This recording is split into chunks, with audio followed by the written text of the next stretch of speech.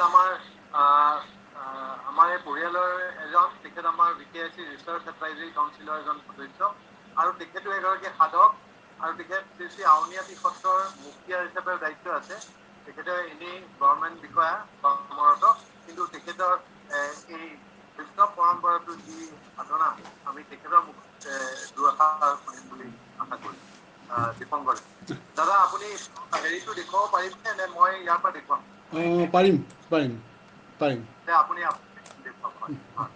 দিগন্ত দা দেই, সৰি দীপংকৰ দা। নমস্কাৰ।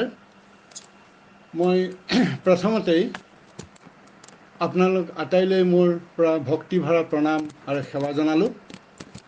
আজি অনুষ্ঠানটিত মাননীয় দিগন্ত বিশ্ব শৰ্মা ডাঙৰীয়াই নিবেদিতা দিদিৰ চিঠিখনৰ আলামত ইমান সুন্দৰভাৱে কথাখিনি উপস্থাপন কৰিলে, আৰু যাৰ দ্বাৰা অন্য নহ'লেও মই কিন্তু বহুত উপকৃত হ'লোঁ, আৰু চিঠিখন ৰিভিজিট কৰাৰ এটা ডাঙৰ সুবিধা পালোঁ, আৰু নুবুজা কথাখিনি মই বুজি পালোঁ। তাৰ বাবে মই তেখেতক মোৰ আন্তৰিক কৃতজ্ঞতা জ্ঞাপন কৰিলোঁ।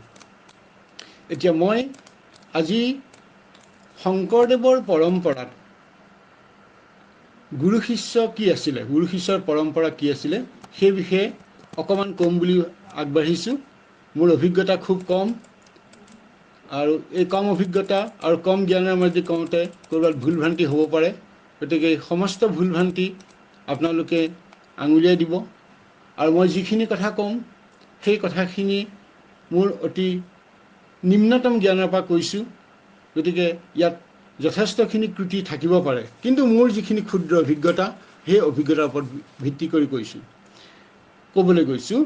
মই প্ৰথমতে নিবেদিতা দিদিৰ চিঠিৰ যিটো চতুৰ্থ পৃষ্ঠাত আছিলে, সেই কথাটো আঁত ধৰি পেলাই, আৰু আমাৰ দিগন্ত বিশ্ব শৰ্মা ডাঙৰীয়াই যিখিনি কথা কৈছে শেষত, যে আচল গুৰু আমাৰ পৰম ব্ৰহ্ম ভগৱান। নিবেদিতাই কৈছে, we do not learn even if Narayan himself came to teach us. Nivedita দিদিয়ে এই কথাখিনি কৈছে, আৰু তাৰপিছত তেওঁ কৈছে, guru is Brahma Bishnu Mahesh. Guru guides আছ to God, thus guru is God, but it also' means that God is our guru. এতিয়া মই খুব সংক্ষেপে এই কথাখিনিৰ লগত সংগতি ৰাখি, আমাৰ মহাপুৰুষ শংকৰদেৱে সেই আজি 500 বছৰ আগতেই তেওঁ কি কৰিছিলে, তেওঁ ভাগৱতখন তেওঁ আক্ষৰিক অনুবাদ কৰা নাছিলে। ভাগৱতখনক তেওঁ ভাৱানুবাদ কৰিছিলে অসমীয়া, বা সেই সময়ৰ ভৌগোলিক অসমখন, যাক আমি নৰ্থ ইষ্ট ষ্টেট বুলি কওঁ, সেই ভৌগোলিক অসমখনত থকা বস্তুৰ ওপৰত, তাৰ পৰিৱেশৰ ওপৰত কৰি পেলাই তেওঁ ভাগৱতখন আক্ষৰিক অনুবাদ নকৰি ভাৱানুবাদ কৰিছিলে। আৰু সেই ভাগৱতৰ প্ৰথম শাৰীতে এই কথাখিনিয়ে কৈছে, জয় জয় কৃষ্ণ কৃপাময় মহেশ্বৰ, যাৰ আজ্ঞা শিৰে বহে ব্ৰহ্মা হৰিহৰ। প্ৰথম শাৰী অসমীয়া ভাগৱতৰ প্ৰথমটোতে আমাৰ গুৰুৰ এটা ইণ্ডিকেশ্যন কৰিছে, যিটো কৈছে, we do not learn even if Narayan himself came to teach us. Nivedita যিটো কৈছে, আৰু যিটো কৈছে, guru is Brahma Vishnu Maheshwar, God guides us. অৰ্থাৎ জয় জয় কৃষ্ণ কৃপাময় মহেশ্বৰ। মই কাক প্ৰণাম কৰিছোঁ? মহেশ্বৰ। সেইজন শিৱ নহয়, মহেশ্বৰ, মহা ঈশ্বৰ মহেশ্বৰ, পৰম ব্ৰহ্ম, যাৰ আজ্ঞা শিৰে বহে, যাৰ নিৰ্দেশত, যাৰ ইচ্ছাত শিৰত বহি আছে ব্ৰহ্মা বিষ্ণু মহেশ্বৰ, ব্ৰহ্মা হৰিহৰ। অৰ্থাৎ সৃষ্টিকৰ্তা, পালনকৰ্তা, সংহাৰকৰ্তা, এই তিনিওজন বহি আছে কাৰ শিৰত? এই ব্ৰহ্মাণ্ডৰ শিৰত। আৰু তাত বহি পেলাই আমাক নিৰ্দেশনা দি আছে। সেইকাৰণে সেই নিৰ্দেশনাৰ ভিত্তিত আৰু এই জাগতিক সংসাৰখন চলি আছে, আৰু সেই জাগতিক সংসাৰ চলি থকা কাৰণেই আজি আমি বৰ্তি আছোঁ। আৰু সেই নিৰ্দেশনা দিয়াজনে হৈছে আমাৰ গুৰু, যাক নিবেদিতা দিদিয়ে কৈছে যে we do not learn even if Narayan himself came to teach us. যদি ভগৱানে আমাক নিশিকায়, নাৰায়ণে নিশিকায়, আমি শিকিব নোৱাৰোঁ। Therefore guru is Brahma Vishnu Maheshwar, guru guide us to God, thus guru is God, but it also' means that God is our guru. খুব ভাল কনক্লুজনত এইখিনি কথা নিবেদিতা দিদিয়ে কৈছে, তাৎপৰ্য। আৰু সেইখিনিৰ লগত সংগতি ৰাখি আমাৰ গুৰুজনাই কি কৈছিলে, মই সেই কথাটো আজি উল্লেখ কৰিলোঁ। এতিয়া গু শব্দই অন্ধকাৰ, ৰু শব্দই উদ্ধাৰ কৰা, এইখিনি কথা সকলো জানে, সেইখিনি কথা মই ইয়াত পুনৰ ক'ব বিচৰা নাই। এতিয়া মই ক'ব খুজিছোঁ যে নৱবৈষ্ণৱ ধাৰাত গুৰুৰ সম্বন্ধে কি কৰিছে। আমাৰ বৈষ্ণৱ ধৰ্মৰ ভক্তি মাৰ্গত আমি চাৰিটা বস্তু লওঁ: গুৰু, দেও, নাম, ভকত। এই চাৰিটা, গুৰু, দেও, নাম, ভকত। গতিকে সকলোৰে আগত কিন্তু গুৰু আছে। ভক্তি মাৰ্গৰ সাধনাৰ অসমৰ বৈষ্ণৱ পৰম্পৰাত গুৰুজনাই কৈছে গুৰু সেৱা। আৰু এই গুৰু সেৱা কি বস্তু, গুৰু সেৱাৰ মাহাত্ম্য কি বস্তু, শংকৰদেৱে ভক্তি ৰত্নাকৰত কৈ গৈছে। আৰু সেইটো কি কৈছে, জ্ঞান প্ৰদাত গুৰুৰধিক সব্য নাস্তি তিক্তম অতএৱ গুৰু ভজনাদি ঢৌকু ধৰ্ম নাস্তিত্বত আহ নাহ সিজ্জা প্ৰজাতিব্যম তপোসপোসমেন वा তিস্যয়ং সর্বভূতাত্মা গুরু শিষ্যয়া যথা ইজ্জা গৃহস্থ ধর্ম প্রজাতি ব্রহ্মচারী ধর্ম তব্যং তপসা বনস্থ ধর্মেন উপশমেন সন্ন্যাস ধর্মেন বা অহম ন তথা তিস্যয়ং যথা সর্বভূতাত্মী গুরু শিষ্যয়তে। অর্থাৎ কি ক'লে, জ্ঞান প্ৰদাত গুৰুৰ অধিক সব্য নাস্তিত্বম অতএৱ গুৰু ভজানিধিক্য ধৰ্ম নাস্তিত্বত আহা। যে জ্ঞান প্ৰদান কৰিবৰ কাৰণে গুৰুজনৰ ওপৰত আৰু কোনো নাই। যদি আমি গৃহস্থ ধৰ্ম পালন কৰা, ভগৱন্তে ক'লে যে গৃহস্থ ধৰ্ম পালন কৰা, ব্ৰহ্মচাৰী হোৱা, বানপ্ৰস্থী হোৱা, সন্ন্যাসী হোৱা, মানুহৰ জীৱনত এই চাৰিটা স্তৰ আহি পেলাই সন্ন্যাসী হৈ যেনেকৈ তেওঁৰ মুখ্যপ্ৰাপ্তি হ'ব, সেই চাৰি আশ্ৰম পালন কৰিলে ভগৱন্ত যিমান সন্তুষ্ট হয়, গুৰুৰ শুশ্ৰূষাত, গুৰু সেৱাত তেওঁ সন্তুষ্ট নহয়। গতিকে গুৰুজনাই গুৰু সেৱাৰ যিটো ছিগনিফিকেঞ্চ, সেইটো তেওঁ অতি সুন্দৰভাৱে ইয়াত উল্লেখ কৰি গৈছে। তাৰপিছত তেওঁ আকৌ উল্লেখ কৰিছে, তস্মাৎ গুৰুং প্ৰদ্যতে জিজ্ঞাসু শ্ৰেয়ং উত্তমম শব্দে পাৰেশ নিশ্চতাং ব্ৰহ্মণ্য পৰমাশ্ৰয়ম। এই কথাখিনিকে গুৰুজনাই আকৌ ভাগৱতখনৰ একাদশ স্কন্ধত কৈ গৈছে। কি কৈছে, হেন জানি চাহে যিটো উত্তম কল্যাণ প্ৰথমে কৰিব সিটো গুৰুক সন্মান। জানন্ত শাস্ত্ৰৰ তত্ত্ব কৃষ্ণত ভকত সেহি গুৰু উপদেশ দিবাক শকত। পণ্ডিত হুৱে বা যদি নুহিকে ভকত তাৰ উপদেশে বোধ নজন্মে শিষ্যত। ভকত হোৱে বা যদি নুহিকে পণ্ডিত শিষ্যৰ সংশয়ে সিটো নপাৰে খণ্ডিত। এতিয়া চাওক, ইয়াত যিটো কথা কৈছে যে আমাৰ আচল গুৰু ভগৱান, এই কথাটোকে তেওঁ কৈছে যে ভগৱন্তৰ আশীৰ্বাদ, ভগৱন্তৰ প্ৰতি অনুৰক্ত নহ'লে তেওঁ গুৰু হ'ব নোৱাৰে। কেনেকৈ কৈছে যে পণ্ডিত হোৱে বা যদি নুহিকে ভকত, যদি পণ্ডিত হ'ল তেওঁ ভকত নহ'ল, অৰ্থাৎ তেওঁ বিষ্ণু বা ভগৱন্তক তেওঁ আৰাধনা নকৰিলে, তেওঁ কিন্তু পণ্ডিত হ'ল, বহুত জানে, তেওঁ কিন্তু বিষ্ণুৰ প্ৰতি কোনো ধৰণৰ আনুগত্য নাই। তাৰ উপদেশে বোধ নজন্মে শিষ্যত, তেওঁ দিয়া উপদেশে শিষ্যত কোনো কাম নাহে, জ্ঞান নহয়, বোধ নহয়। ভকত হোৱে বা যদি নুহিকে পণ্ডিত, তেওঁ ভকত হ'ল, কৃষ্ণ ভক্ত হ'ল, কিন্তু পণ্ডিত নহ'ল। শিষ্যৰ সংশয় যিটো নপাৰে খণ্ডিত, গতিকে শিষ্যৰ সংশয় তেওঁ খণ্ডন কৰিব নোৱাৰে। গতিকে এজন গুৰু হ'ব লগা হ'লে তেওঁ পাণ্ডিত্য লাগিব, ভগৱতৰ প্ৰতি, ভগৱানৰ প্ৰতি অনুৰক্ত হ'ব লাগিব, ভগৱতৰ জ্ঞান লাগিব। দুইটা বস্তু যদি নাথাকে তেতিয়া গুৰু হ'ব নোৱাৰে। অকল যদি পণ্ডিত হয় গতিকে তেওঁ তেতিয়া গুৰু হ'ব নোৱাৰিব, আৰু অকল যদি ভকতেই হৈ থাকে, তেওঁ যদি বাকী পাণ্ডিত্য বা তেওঁ যিখিনি জ্ঞান লাগে সেইখিনি যদি নাথাকে তেওঁ গুৰু হ'ব নোৱাৰে। গতিকে এই কথা আমাক গুৰুজনাই কৈ গৈছে। আৰু এই কথাৰ লগত সংগতি ৰাখি পেলাই মাধৱদেৱে নাই, এই যিটো কৃষ্ণ ভক্তজন যে গুৰু পাণ্ডিত্য থকা যেন গুৰু হ'ব লাগে, আৰু তেওঁক লৈ আমি ক'ব পাৰোঁ, শংকৰদেৱে সেইকাৰণে কৈছে কি, গুৰু মানি শুশ্ৰূষা কৰিব ভাল মত তেৱেহে পাইবা সিটো ভকতিৰ তত্ত্ব। গতিকে গুৰুক তুমি ভালকৈ শুশ্ৰূষা কৰিবা, আৰু কৰি তেতিয়াহে তুমি ভকতিৰ তত্ত্বটো পাবা, অৰ্থাৎ জ্ঞান লাভ কৰিবা। এই যে গুৰু কি কৰিব লাগে, গুৰুৰ যিটো পৰম্পৰা, সেইটো গুৰুজনাই কৰি দিছে। আৰু মাধৱদেৱো আকৌ শংকৰদেৱক লৈ যি গুৰু ভতিমা কৰিছিল তাতো কৈছে, বিনে গুৰু চৰণে ভকতি ৰকতি মুকুতি কবহু নুহুই। গতিকে আমাৰ গুৰুজনাৰ এই কথাখিনি ধৰি মাধৱদেৱে কৰিলে যে গুৰুৰ অবিহনে আমাৰ কোনো মুকুতি বোলা বস্তুটো নাথাকে, অৰ্থাৎ গুৰু আমাৰ অতি দৰকাৰী, অতি ইছেঞ্চিয়েল। গুৰু শিষ্যৰ পৰম্পৰাত যি গুৰুকুল প্ৰথা আছে, সেই প্ৰথাৰ কথাখিনি নৱবৈষ্ণৱ ধাৰাৰ যি মাৰ্গদৰ্শক শংকৰদেৱ, মাধৱদেৱে এই কথাখিনি ইয়াতেই কৈছে। ইয়াৰ পাছত কৈছে যে অসমীয়া বৈষ্ণৱ মাৰ্গত আমি গুৰুজনাই এটা কথা কৈ গ'ল যে আমি সজ গুৰুৰ পৰা, যিটো আমাৰ কোৱা হয় সৎগুৰু, আমি কি বস্তু আহৰণ কৰিব পাৰোঁ গুৰুজনাৰ পৰা। মই প্ৰথমতে নীতিগত কথাকেইটা ক'ম, আৰু তাৰপিছত আমাৰ ইয়াত কেনেকৈ ইয়াত এপ্লিকেশ্যন হৈছে বা ইমপ্লিকেশ্যন হৈছে সেই বিষয়ে ক'ম। গতিকে শংকৰদেৱৰ ভক্তি ৰত্নাকৰত মই উল্লেখ কৰিছোঁ, তাৰ 37 নম্বৰ অধ্যায়ত কিছুমান যম নিয়ম আছে। এই যম নিয়মবিলাক কি? অহিংসা সত্যমস্তয়ম অসংগৃহীৰ সঞ্চয় আস্তিক্যং ব্ৰহ্মচৰ্যং চ মৌনচৰ্যং ক্ষমা ভয়ম। অৰ্থাৎ ইয়াত 12টা নিয়ম আছে। সেই 12টা নিয়ম কি কি? সেই 12টা নিয়ম হৈছে অহিংসা, সত্য, অস্তেয়। অহিংসা সকলোৱে জানো, সত্য সঁচা কথা জানো, অস্তেয় আমি মনেৰে যদি কিবা এটা বস্তু কাৰো প্ৰতি লোভ কৰোঁ আৰু লৈ পেলাই যেতিয়া ল'বলৈ বিচাৰোঁ সেইটো অস্তেয়। অসংগ, অসংগৰ বা অসৎ সংগ ত্যাগ কৰা। হৃ, বেয়া কাম কৰিলে লজ্জাবোধ কৰা বা অনুশোচনা কৰা। অসঞ্চয়, প্ৰয়োজনতকৈ অধিক দ্ৰব্য সাঁচি নথোৱা। আস্তিক্য, ধৰ্মত বিশ্বাস ৰখা। ব্ৰহ্মচৰ্য, সংযম, যিটোক আমি সংযমটো কওঁ যে আমি পৰস্ত্ৰী বা মাইকী মানুহৰ প্ৰতি বা স্ত্ৰী জাতিৰ প্ৰতি কৰা সন্মান। মৌন, প্ৰয়োজনতকৈ অধিক কথা নোকোৱা। এই মৌনটো নীৰৱতাটো বা আমি মুখেৰে কথা কোৱা নাই যে আমি যিটো প্ৰয়োজন হয় সেইটো ক'ম, অতিৰিক্ত কথাখিনি যাতে নকওঁ।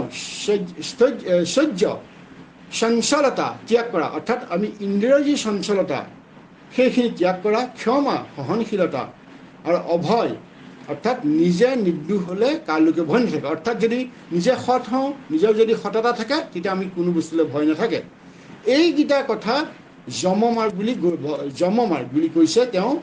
এই 12টা যমৰ কথা ক'লে, আৰু ইয়াৰ পিছতে এইকেইটাৰ আহৰণ কৰিব গুৰুৰ পৰা।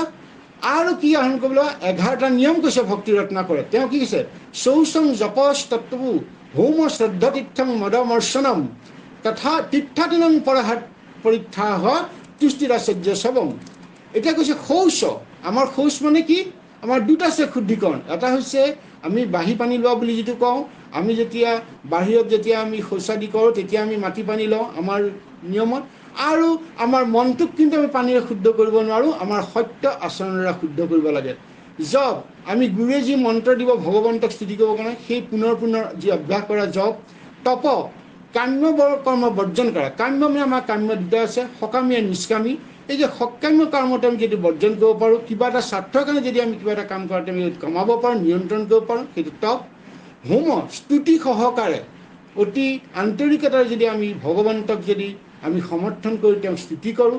শ্ৰদ্ধা, যদি আমি বিষ্ণু, বৈষ্ণৱ আৰু ভগৱানৰ নামৰ প্ৰতি আগ্ৰহ কৰা।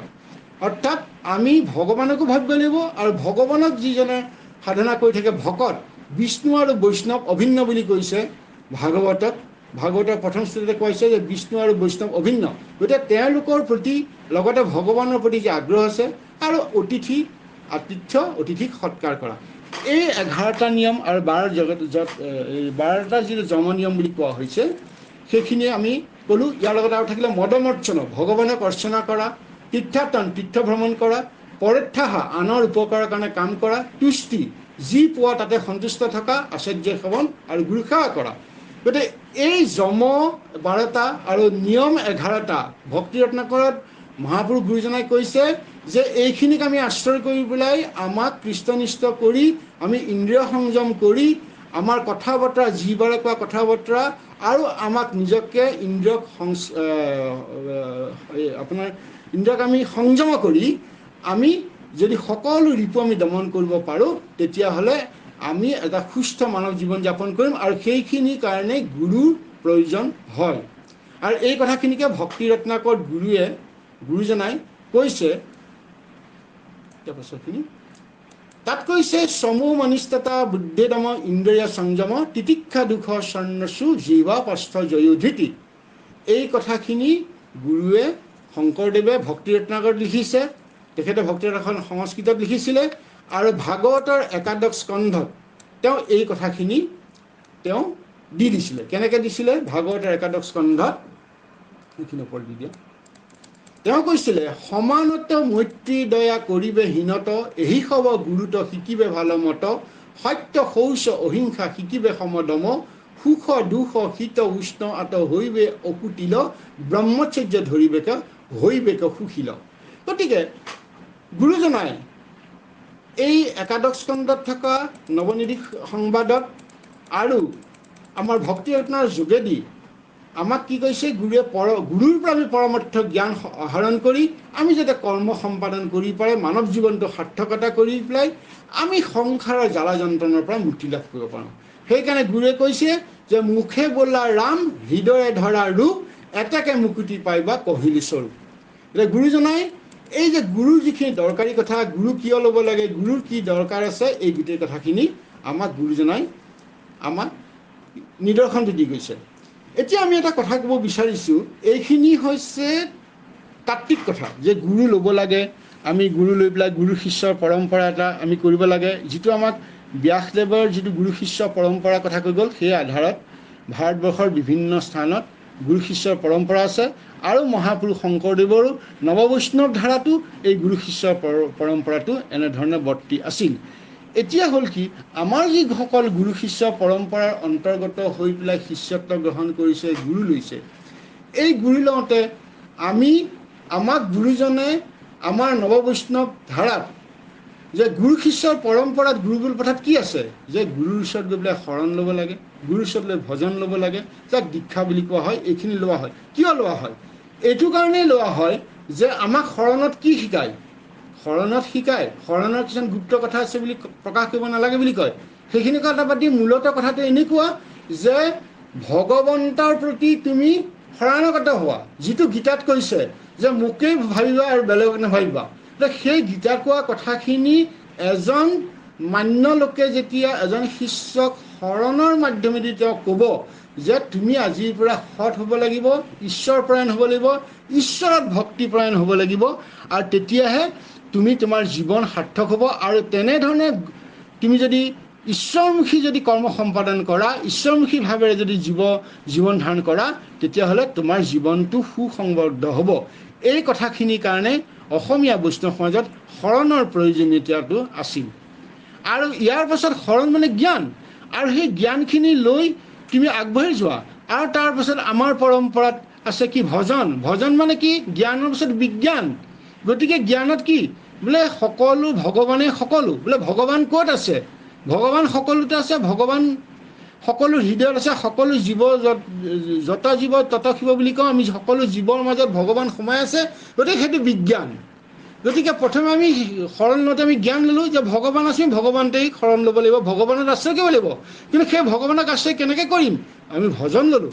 ভজন লৈ ক'লোঁ কি যে আমি ভগৱন্তৰ হৃদয়ে হৃদয়ে, জীৱ আত্মাৰ হৃদয়ে হৃদয়ে ভগৱন্তটো সোমাই আছে। গতিকে তুমি মানুহক তোমালোকে মানৱীয় দৃষ্টিভংগীৰে চাবা। কেনেকৈ চাবা, যে সকলো জীৱৰ আত্মাত ভগৱান আছে। গতিকে সেই যেতিয়া সকলো জীৱ আত্মাত ভগৱান আছে বুলি আমি যেতিয়া ভাবিম, আৰু সেই চিন্তাটোৱে আমাক ভজিবলৈ দিব, অৰ্থাৎ আমি তেতিয়াহে ভগৱানক ভজিব পাৰিম। সেইটো হৈছে বিজ্ঞান। এই দুটাৰ প্ৰথা শৰণ ভজন দিয়াটো আমাৰ গুৰু শিষ্যৰ পৰম্পৰা গুৰুকুল প্ৰথাত আছে। এতিয়া আমি এটা কথা ক'ব বিচাৰিছোঁ যে এই গুৰু শিষ্যৰ পৰম্পৰা, গুৰুজনাই মাধৱদেৱক শৰণ দিলে, এনেকৈ বিভিন্নজনক তেওঁ শৰণ দিলে। ইয়াৰ পাছত শংকৰোত্তৰ কালত, শংকৰদেৱৰ পাছত যিবিলাক সত্ৰানুষ্ঠান হ'ল বা সত্ৰানুষ্ঠানৰ অনুক্ৰমত যিখিনি নামঘৰ হ'ল অসমত, সেই সকলোবিলাকতে আমাৰ কি হৈছে, শৰণ দিয়া এটা প্ৰথা থাকি গ'ল সমাজত। এটা শৰণ এটা হ'ল কি, এটা অতি আৱশ্যকীয় আৰু প্ৰয়োজনীয় বস্তু হৈ পৰিলে, আৰু পৰম্পৰাত হৈ গ'ল। পাছলৈ এনেকুৱা হ'ল যে শৰণীয়াজনে বনোৱা খাদ্যহে আমি খাম, এটা সামাজিক ট্ৰেডিশ্যন হ'ল। কিয় হ'ল, যে তেওঁ শৰণ ল'বলৈ কম্পাইল কৰা হ'ল, বাধ্যকতা হ'ল। কিন্তু সেই বাধ্যকতাটো মানসিকভাৱে বাধ্য হ'ব লাগিব। যদি মই আক্ষৰিকভাৱে শৰণ লৈ পেলাই পাছত যদি শৰণৰখিনি পালন নকৰোঁ, তেতিয়াহ'লে শৰণ লোৱাৰ কোনো অৰ্থ নাথাকে। কিন্তু শংকৰৰ পাছত যিখিনি মানুহে ইয়াত শৰণৰ দায়িত্ব ল'লে, বা যিখিনি মানুহে এনেকৈ বৈষ্ণৱ মাৰ্গত তেওঁলোকে ঈশ্বৰ সেৱাৰ কামত নিবৃত্ত হ'বৰ কাৰণে মানুহক জ্ঞান প্ৰদান কৰিলে, সেইখিনি মানুহক শৰণাগত হ'বৰ কাৰণে, মানুহখিনি আহিবলৈ বাধ্য কৰিবৰ কাৰণে, বা মানুহখিনি গুৰুমুখী হ'বৰ কাৰণে এই শৰণ লোৱাটো এটা বাধ্যকতা কৰিলে আমাৰ সমাজত। গতিকে সেই বাধ্যবাধকতাটোৱে পাছত আমাক সমাজখনক এটা সংস্কাৰ কৰা, সমাজখনক সুস্থিৰ হোৱাত নিশ্চয় সহায়ক হ'ব লাগিছিল বা হৈছিল। কিন্তু দেখা গ'ল যে পৰৱৰ্তী পৰ্যায়ত বিভিন্ন কাৰণত হয়তো সেই শৰণৰ বাক্য বা ভজনৰ বাক্য নীতি আদৰ্শখিনি কিছু বিচ্যুতি হ'ব পাৰে। সেই বিচ্যুতি হোৱাৰ কাৰণে কিছু বিশৃংখলতা আহিব যেন লাগিছে। কিন্তু মুঠতে কথা হ'ল কি, আমাৰ বৈষ্ণৱ পৰম্পৰাত, শংকৰদেৱৰ পৰম্পৰাত যি শৰণ ভজন বা গুৰুকুল যি প্ৰথা আছিলে, সেই গুৰুকুল প্ৰথাৰ এটা বৈজ্ঞানিক তত্ত্ব আছে। এতিয়া আমি চাম যে মহাপুৰুষ শংকৰদেৱৰ দিনত যিসকল বৈষ্ণৱ আছিলে, সেইসকল দামোদৰদেৱ, হৰিদেৱ, ভট্টদেৱ, অনিৰুদ্ধদেৱ, গোপালতা, বদুলাতা, শংকৰদেৱৰ নাতি পুৰুষোত্তম ঠাকুৰ, এই সকলোবিলাক আছিলে, বা চতুৰ্ভুজ ঠাকুৰ। এতিয়া আমি ইয়াৰ আগলৈ যদি চাওঁ, অসমৰ বুৰঞ্জীত আমি কুমাৰিলা ভট্টৰ নাম পাওঁ। শুনা পোৱা মতে কুমাৰিলা ভট্টই শংকৰাচাৰ্য, জগতগুৰু শংকৰাচাৰ্যও তেওঁ গুৰু আছিল বুলি বহুতে মত প্ৰকাশ কৰে।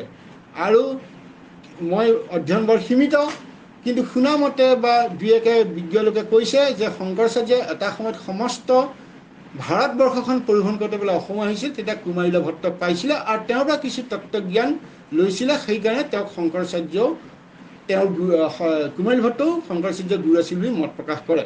এতিয়া মই এই কথাটো ক'ব বিচাৰিছোঁ যে অসমত গুৰু শিষ্য পৰম্পৰাটো শংকৰদেৱৰ আগৰ পৰা আছিলে আৰু শংকৰদেৱৰ পৰৱৰ্তী পৰ্যায়ত ই এটা ইনষ্টিটিউচনেলাইজত পৰিণত হ'ল।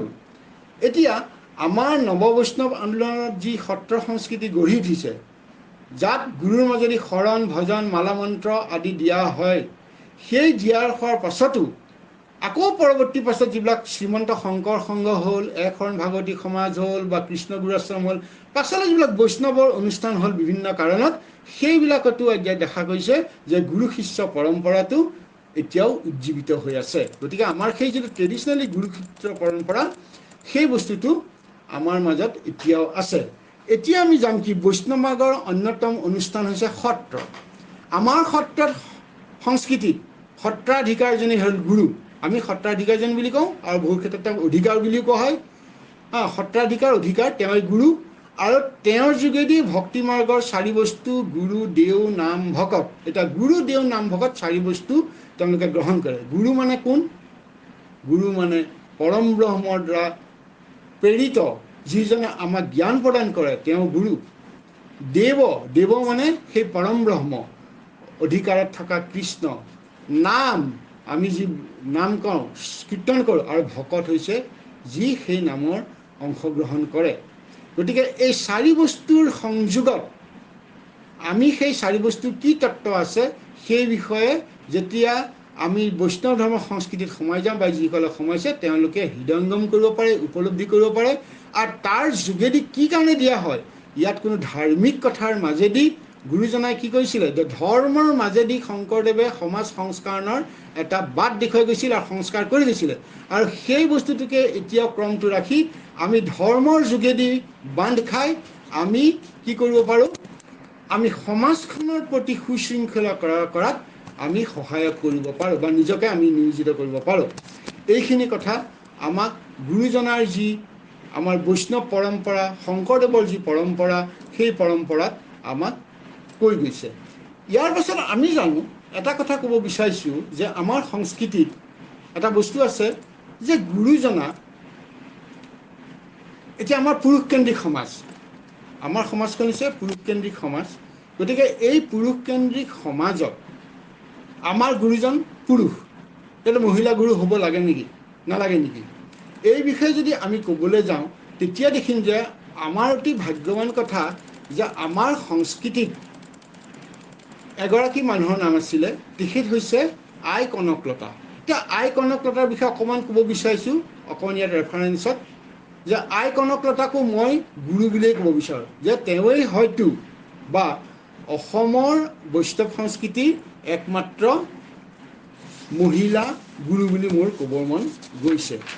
এতিয়া কিয় কৈছে সেই বিষয়ে আমি ক'ব খুজিছোঁ যে শ্ৰীমন্ত শংকৰদেৱৰ পুত্ৰ আছিলে ৰমানন্দ, আৰু ৰমানন্দৰ 2জন পুত্ৰ আছিলে পুৰুষোত্তম ঠাকুৰ আৰু চতুৰ্ভুজ ঠাকুৰ।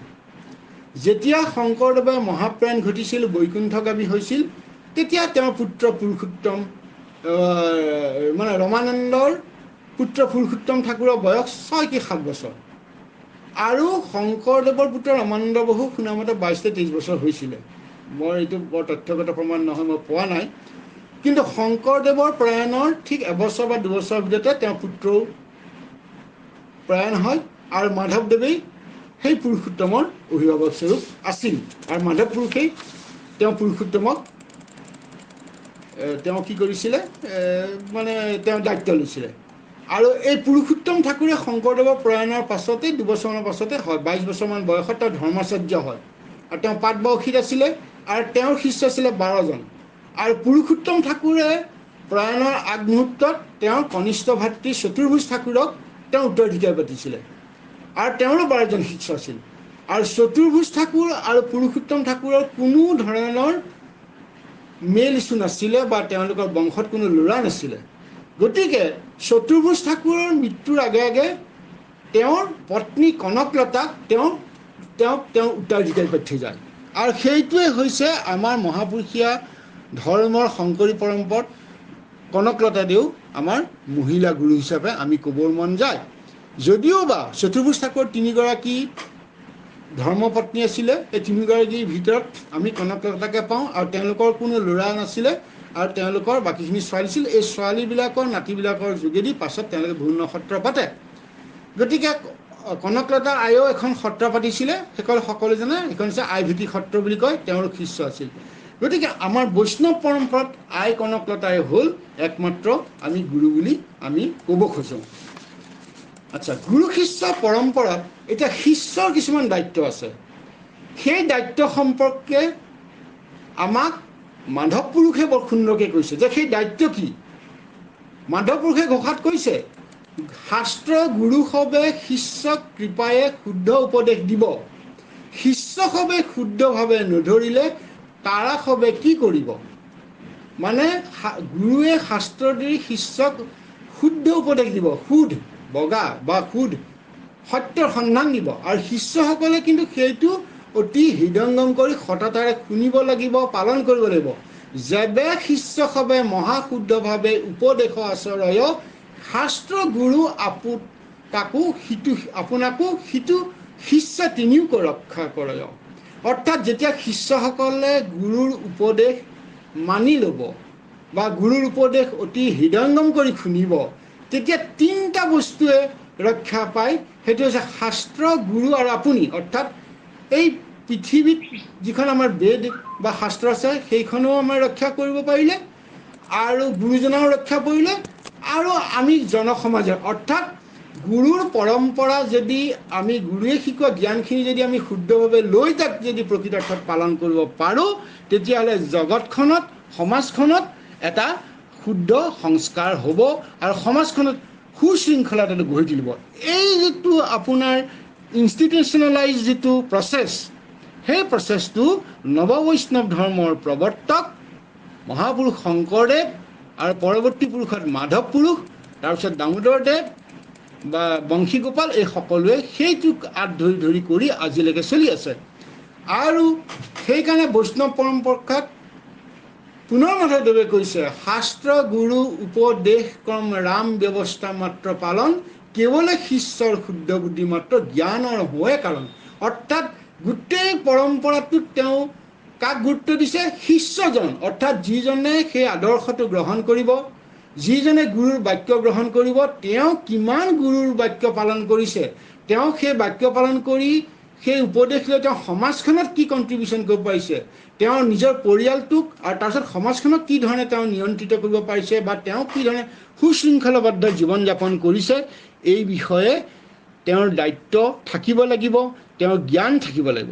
সেয়ে আমাৰ নৱবৈষ্ণৱ পৰম্পৰাত আমি ক'ব বিচাৰিছোঁ যে গুৰু শিষ্যৰ যি পৰম্পৰা, সেই পৰম্পৰাৰ বীজ আনুষ্ঠানিকভাৱে দিয়াৰ প্ৰক্ৰিয়া আৰম্ভ হৈছিলে শংকৰদেৱৰ দিনত আৰু শংকৰদেৱৰ পাছত পৰৱৰ্তী মাধৱদেৱ বা বিভিন্ন যিসকল গুৰু আহিছে, সত্ৰাধিকাৰসকল, অধিকাৰসকল, তেওঁলোকৰ সেই উপদেশখিনি ক্ৰমাগতভাৱে এজনৰ পাছত সেজনকৈ সমাজৰ সকলোৰ মাজত সোমাই গৈছে। এইটোৱে হ'ল আমাৰ শংকৰদেৱৰ পৰম্পৰাত গুৰু শিষ্য পৰম্পৰা, যিটো আজি মোক এই বিষয়ে অকণমান ক'বলৈ কেন্দ্ৰৰ ফালৰ পৰা এটা আমাক অনুমতি দিছিলে আৰু সেই বিষয়ে মই অকণমান ক'লোঁ। আৰু এই বিষয়ে আপোনালোকৰ নিশ্চয় সকলোৰে যথেষ্টখিনি জ্ঞাত আছে বা আপোনালোকৰ অভিজ্ঞতাও আছে। মই মাত্ৰ মোৰ ক্ষুদ্ৰ অভিজ্ঞতাৰে যিখিনি দেখিছোঁ বা শুনিছোঁ সেইখিনিভাৱে ক'লোঁ। আৰু এই কথাখিনি সেই সময়ত শংকৰদেৱৰ যিটো সময় আছিলে ভৌগোলিক হিচাপে অসমখন আজিৰ ভৌগোলিক অৱস্থান নাছিলে, একেবাৰে ডাঙৰ ভৌগোলিক অৱস্থান আছিলে। ৰাজনৈতিক যিখন আমাৰ মেপ আছিলে, ৰাজনৈতিক যিখন চিত্ৰ আছিলে, সেই চিত্ৰখন বেলেগ হ'ব পাৰে, কিন্তু ভৌগোলিকভাৱে অসমখন একেবাৰে আপোনাৰ অৰুণাচলৰ পৰা আৰম্ভ কৰি সিফালে কমতাপুৰলৈকে এই বাংলাদেশ সকলো সামৰি এখন বৃহৎ অসম আছিলে। গতিকে সেই অসমখনত শংকৰ গুৰুজনাই সেই ভাৱধাৰাৰে বৈষ্ণৱ ধৰ্মৰ প্ৰচাৰৰ মাজেদি সমাজ সংস্কৰণৰ কাৰণে কৰিছিলে। আৰু তেখেতে অতি গণতান্ত্ৰিক পদ্ধতিৰে এই কামখিনি কৰিছিলে। এই গণতান্ত্ৰিক পদ্ধতি কৰোঁতে তেওঁ শিষ্যবিলাক কোনো সীমিত কৰি ৰখা নাছিলে যে অকল অসমীয়াসকলে হ'ব পাৰিব বা অকল এই সম্প্ৰদায়ৰ মানুহখিনিয়ে হ'ব পাৰিব, এনেধৰণৰ কোনো ধৰণৰ তেওঁ ভাৱ ৰখা নাছিলে। তেওঁ সমাজৰ সকলো শ্ৰেণীৰ মানুহকে তেওঁ শৰণ ভজন দীক্ষা মন্ত্ৰ দিছিলে, যিয়ে আগ্ৰহ প্ৰকাশ কৰিছিলে। আমি দেখিবলৈ পাওঁ গুৰুজনাৰ ক্ষেত্ৰত শিষ্য পৰম্পৰাত গুৰুজনাই গাৰো সম্প্ৰদায়ৰ লোকক আনি পেলাই তেওঁলোকে কি কৰিছিলে, গাৰো সম্প্ৰদায়ৰ যিজন শিষ্য হৈছিলে তেওঁক গোবিন্দ নাম দিছিলে। তেওঁ নগাৰ যিজন শিষ্য ৰাখিছিল তেওঁ দিছিলে নৰোত্তম। মিচিং সম্প্ৰদায়ৰ যিজন নাম আনিছিলে তেওঁ পৰমানন্দ বুলি কৈছিলে। মুছলিম এজন আছিলে সকলোজনে চান্দ খা। আৰু ভট বুলি যিটো আমাৰ ট্ৰাইবেল জাতি আছে তেওঁজনক জয় হৰি কৈছিলে, আৰু সম্ভৱ কছাৰীজনক বলাই বুলি কৈছিলে। গতিকে তেওঁলোকে বিভিন্ন নাম দি তেওঁলোকক সেই ফল্ডৰ ভিতৰত বৈষ্ণৱ মাৰ্গৰ ফল্ডৰ ভিতৰত সোমাইছিলে।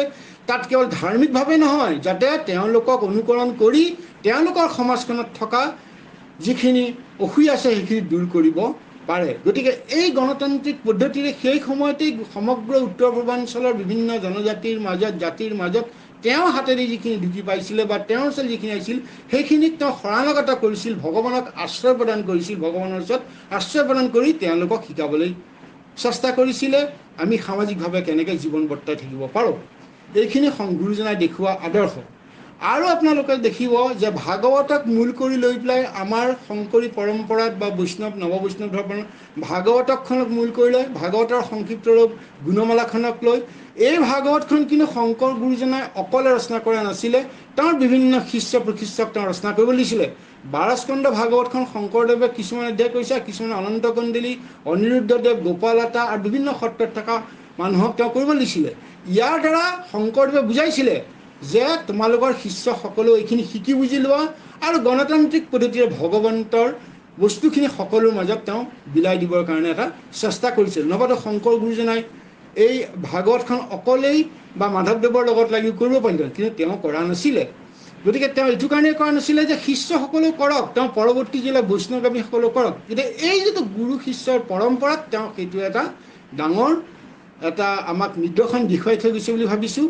আৰু এইখিনি কৈয়েই মই যিখিনি আজি ক'বৰ কাৰণে মোক অনুমতি দিছিলে আৰু যিখিনি ক'বৰ কাৰণে মোক আজ্ঞা দিছিলে সেইখিনি ক'লোঁ। ইয়াত যদি ক'ৰবাখিনিতে কিবা ভুল ভ্ৰান্তি হৈছে সদাশয় ব্যক্তিসকলে নিজ গুণে মৰ্জনা কৰিব। আৰু মই এইখিনি কথা কৈয়ে মোৰ ক'বলগীয়াখিনি আপোনালোকৰ ওচৰত শ্ৰদ্ধাৰে সামৰণি মাৰিলোঁ। নমস্কাৰ।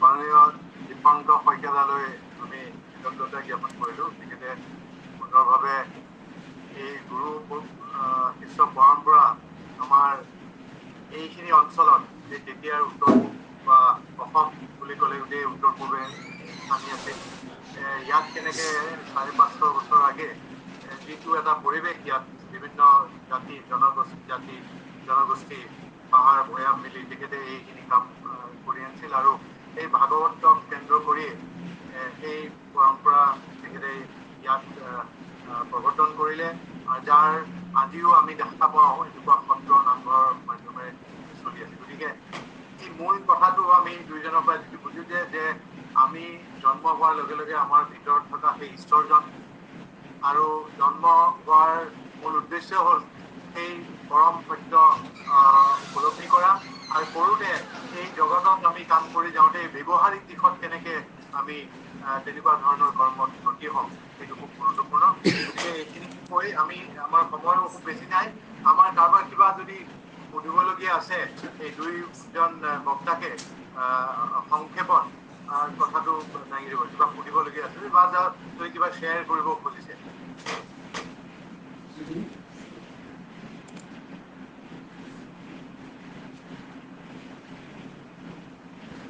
নমস্কাৰ হয় নমস্কাৰ মই জোনালী দিল্লীৰ পৰা কৈছো খুবেই ভাল লাগিছে আজি আৰু এই যে আমাৰ গুৰু শিষ্যৰ পৰম্পৰা আমাৰ অসমত চলি অহা ইমান সুন্দৰ শইকীয়া ডাঙৰীয়াই ইমান ব্যাখ্যা কৰিলে আৰু আদৰণীয় দিগন্ত দাৰ কথাত ক'ব খুজিছিলো সঁচাকে আমাৰ কেন্দ্ৰৰ যিটো আমাৰ এই যে ঈশ্বৰময় স্বৰূপ আৰু ঐশ্বৰীয় কাৰিয়া গতিকে মানে সেইটো কাৰণে বিৰাট আমি মানে ধনী we are the rich people and যেনেকে মাননীয় দীপংকৰ দায়ে কৈছে আমি সুযোগ পাইছো প্ৰত্যেক সময়ত প্ৰত্যেক দিনত এনেকুৱা কাৰ্যক্ৰমত বিশেষকৈ গুৰু পূৰ্ণিমা পালন এইবাৰো মই বহুত তত্ত্ব পাইছো যেনেকে ওমকাৰ নিবেদিতা দিদিও বাৰে বাৰে কৈছে আৰু স্বামীজীয়ে কৈ গৈছে যে ওমকাৰৰ তলত যদি আমি অসমৰ জনসাধাৰণে হওক গোটেই ভাৰতৰ ৰাজ্যসমূহৰ জনসাধাৰণ যদি একত্ৰিত হ'ব লাগে